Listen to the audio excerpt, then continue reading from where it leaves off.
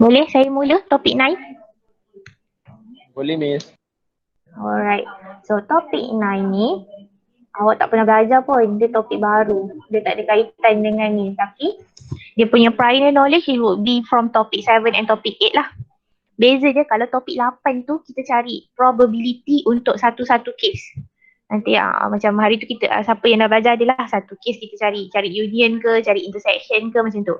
Tapi topik 9 ni probability yang kita cari is untuk semua kemungkinan. So kalau contoh dalam situation yang dia bagi tu ada 5 kemungkinan, 5 probability, semua probability tu kita kena list down. Itu beza dia antara topik 8 dengan topik 9. Okay. Introduction dah dekat situ, kita ada 2 main case. Kita ada discrete, kita ada continuous. Discrete random variable based on topic 6 punya data lah. Discrete tu maksudnya data yang kita boleh kira dengan tanpa menggunakan sebarang alat. Okay. If it's continuous, dia dah boleh masuk decimal point. Data tu menggunakan alat lah kalau kita nak cari. Okay. Kita pergi intro dulu. Example 1. Okay. If 2 coins are tossed, kita ada 2 coin kita toss and a letter X is used to represent the number of heads. Itu event kita sekarang ni. So, the possible outcome would be, so sekarang kita kena listkan segala possible outcome. Okay. So, ini ada yang dah belajar, ada yang belum. Kita dah jumpa kat dalam topik 8. Kalau 2 coin toss, maksudnya event yang sama berulang 2 kali. Kita kena buat apa hari tu? Kelas lain dah belajar, T2 je yang belum. Yes, good. Kita kena buat tree diagram. Okay, so coin number 1 kita akan ada head, tail. And then coin number 2 pun kita akan ada head, tail.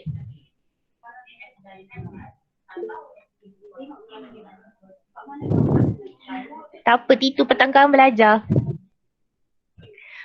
Okay.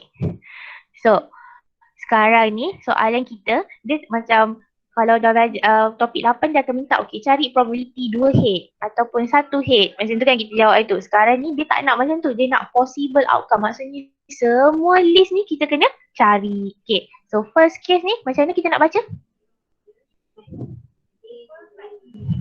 H. Yes, good. H. Yang kedua HT.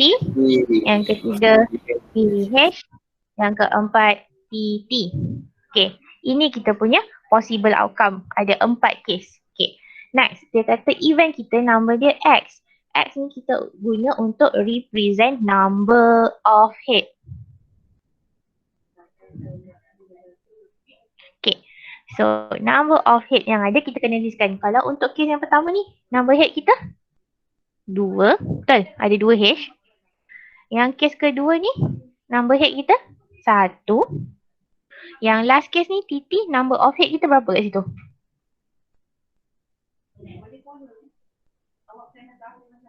Kalau TT, number of head kita berapa? Kosong. Okay.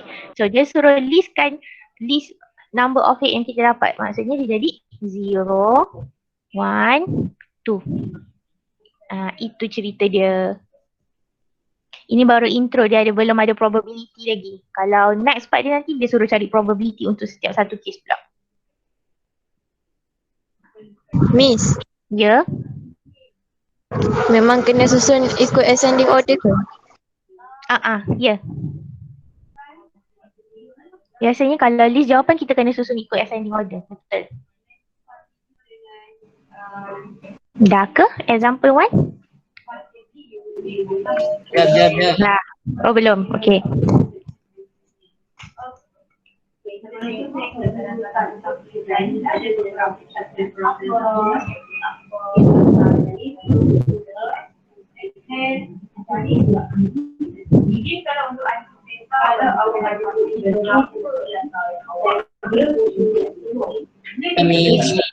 Okay, kita pergi example 2. Kalau ni tadi cerita pasal coin, example 2 pula cerita pasal dice. 2 dice are rolled and then kita ada Y sebagai event And then cerita kita pasal sum of the two numbers shown on the dice. Okay. Ini pun kecuali T2 lah. Yang lain kita dah belajar dah hari tu bila ada two dice kita roll, kita nak dapatkan summation dia. Kita buat apa?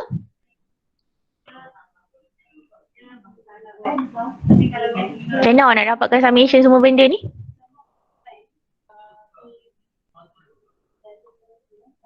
Dia dah lupa dah. Selak balik nota topik 8. Oh, buat apa hari tu bila ada dua dice kita roll?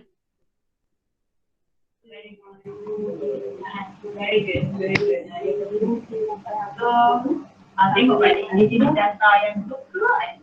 More than kita tengok lah. Tak ada jawapan ke? Tak ada orang ingat ke? Bila dua dadu kita lambung, kita buat apa? Nak listkan semua hasil possible answer? Listkan semua outcome. Yes, listkan semua outcome. Okay, saya lah yang letak kat sini. Kita ada dice number 1 dengan dice number 2. Okay, untuk dice yang pertama, ada berapa, bila kita baling, ada berapa outcome? 36. Jauh sangat tu. Sorry, 6. 6. Okay, kita ada 1, 2, 3, 4, 5, 6. How about dice number 2? Benda yang sama lah kan? Kita akan ada 6 outcome. 1, 2, 3, 4, 5, 6. 1 sampai 6 ni nombor yang akan show atas dadu kan. Bila awak baling dadu, kita ada boleh dapat nombor 1 atau 2 atau 3 atau 4 atau 5 atau 6. Itu yang ada 1 sampai 6 tu. Okay.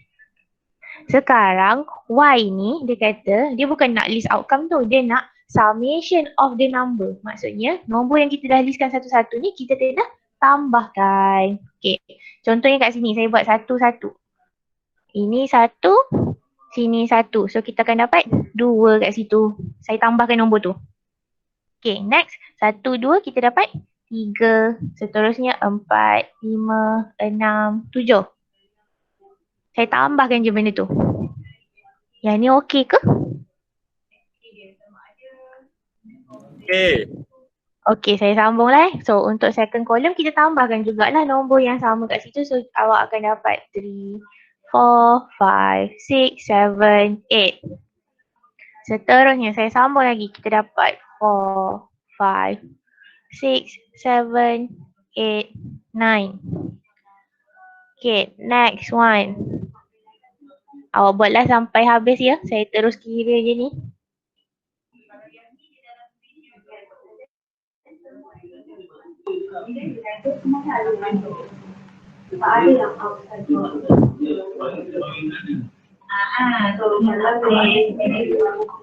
Okay, itulah segala possible outcome yang ada. Okay. Next baru kita nak jawab soalan. Soalan dia kata Y is basically sum of the number. Maksudnya kat sini dia tak nak ada berapa bilangan outcome. Bilangan outcome kita dah tahu dah memang ada 36. Tapi dia nak list of outcome. List of nombor yang kita dapat tadi. So kalau nombor tu berulang kita tak payahlah tulis. Banyak kali kita tulis sekali cukup. So kita akan start dengan nombor paling kecil yang kita dapat. Summation paling kecil dapat berapa tadi? 2 kan? 2. Okay, so kita start dengan 2 lah. Seterusnya nombor tu increase kan satu-satu. 2, 3, 4 sampailah 12. And that would be our list lah. 2, 3, 4,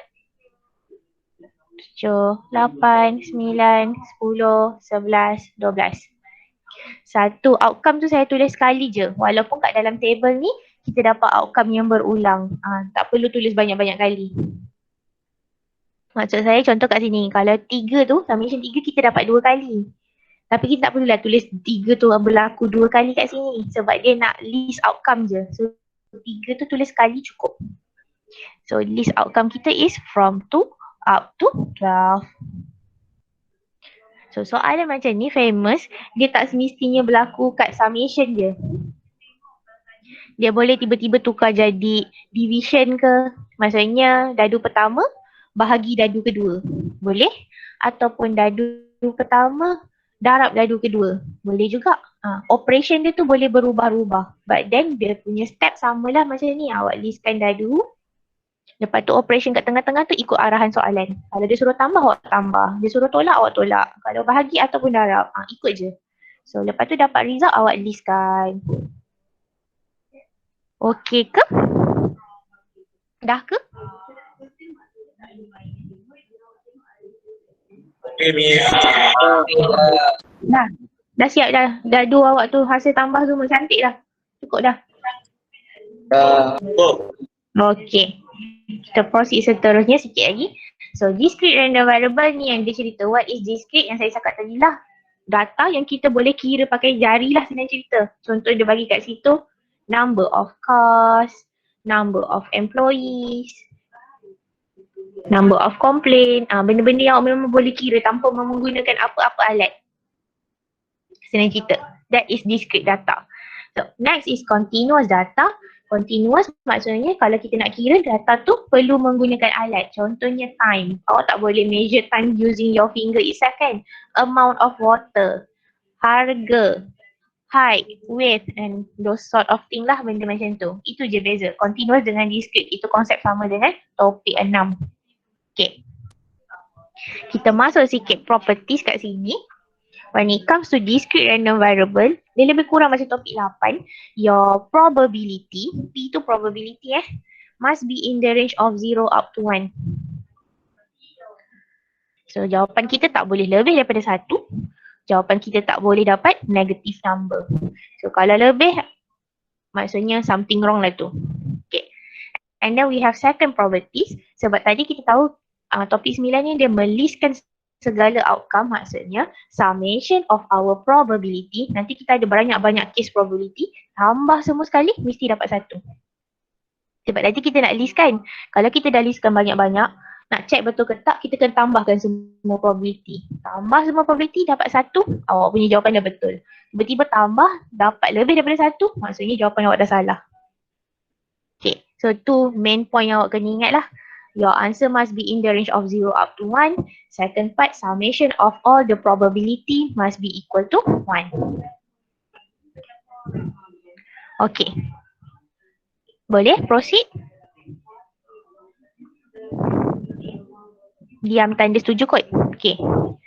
So, for probability, kita ada 3 types to represent data. Okay. Kita ada table, ada function, ada graph. Saya rasa ni ada dalam nota kan? Okay.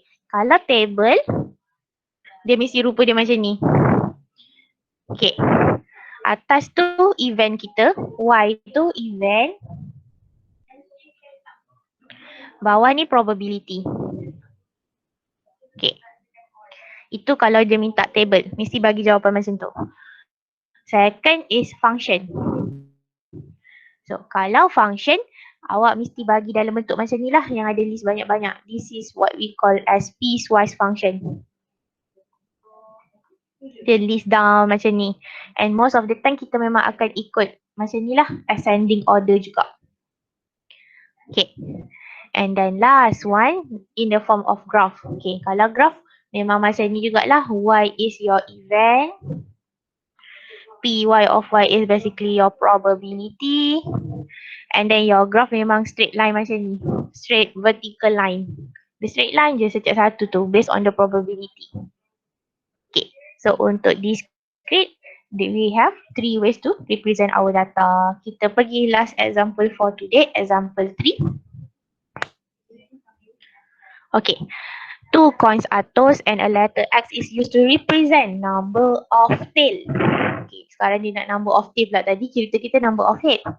Construct the probability distribution. Tadi dia suruh list je kan example 1 tu. Sekarang tak. Dia minta kita construct probability distribution function of X. Okay.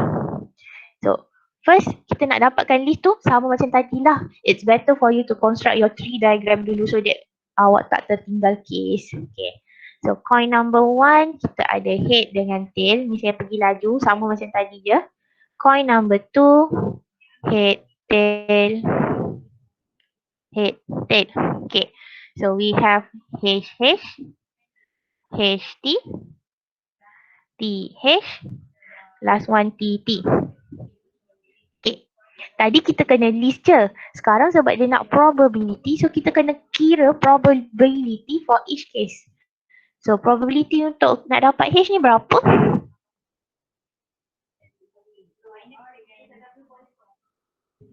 Probability yang saya nak letak kat cabang ni.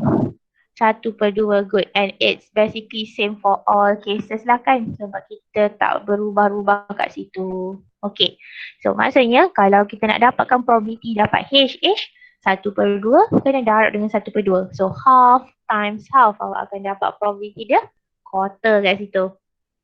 Second case would be the same, and then it's basically valid for all case lah. The probability for each cases would be quarter, 1/4. Sampai sini okey? Faham dapat 1/4 tu? Okay. Next kita barulah nak dapatkan apa yang dia nak. Dia nak X ni tadi number of tail. So X kita number of tail. Okay. Maksudnya kita listkan untuk yang case pertama HH. HH maksudnya tail kita berapa?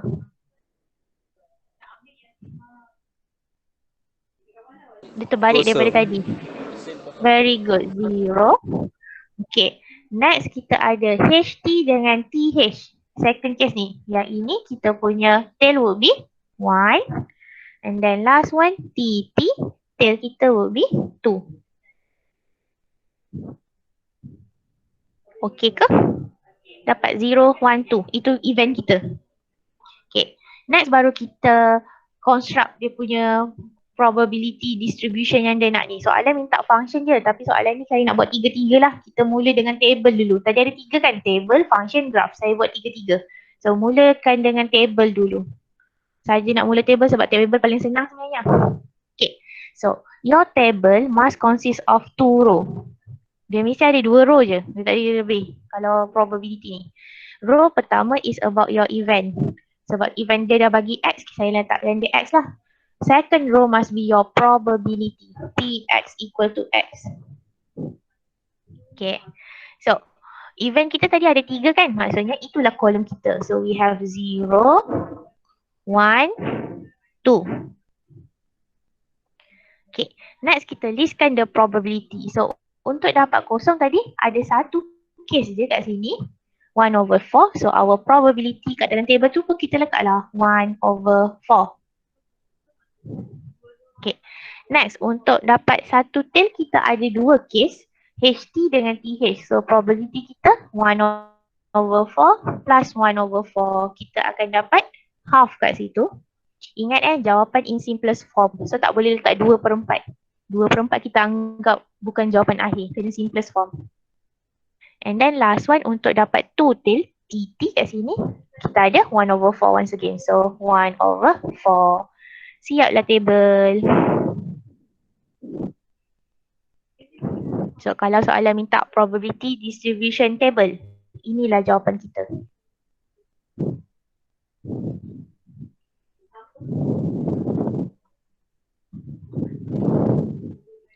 Okay. Oh, boleh proceed? Boleh. Boleh. Okay, next second option kita masuk dalam bentuk function pula. Apa yang soalan ni minta lah sebenarnya. So, kalau dalam bentuk function, kita kena bagi dalam bentuk piecewise. Okay, so saya mulakan dengan P of X equal to then awak buka. So, kita akan start dengan the first outcome lah. So, first outcome tu 0. Probability kita 1/4. So, kita mula dengan probability tau. So, 1/4, comma kat situ, when our X equal to 0. And then second probability will be half when our X equal to 1. Okay. Next, untuk X equal to 2, probability kita quarter lagi kat situ. Quarter once again, 1/4. Kita tak perlulah buat 1/4 lagi sekali. Kita tambah nilai X dekat belakang dia. So, comma 2.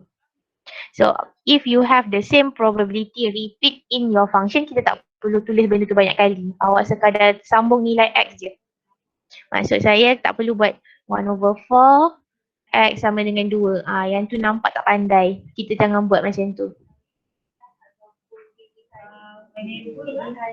Okay. Dah ke? Dah. Alright, kita pergi yang terakhir dalam bentuk graf pula.